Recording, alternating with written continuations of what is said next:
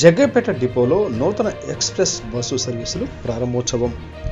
ఎన్టీఆర్ జిల్లా జగ్గయ్యపేట నియోజకవర్గం జగ్గయ్యపేట పట్టణంలోని ఈ రోజున 28వ తేదీన గౌరవ జగ్గయ్యపేట శాసనసభ్యులు శ్రీయుత శ్రీరామ్ రాజగోపాల్ చేతుల మీదుగా జగ్గయ్యపేట విజయవాడ ఎక్స్ప్రెస్ సర్వీసులు ప్రారంభం చేయడం జరిగింది.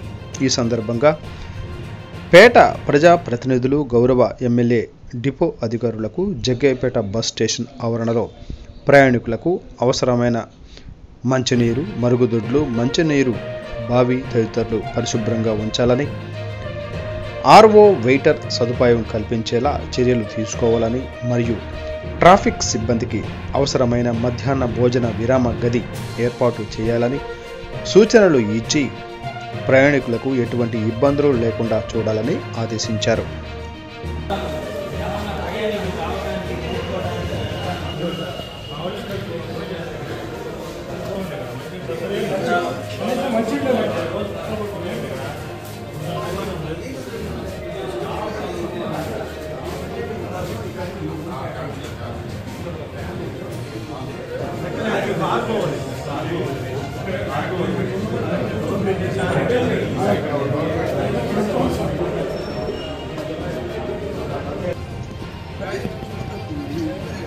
ఈ కుర్చీలన్నీ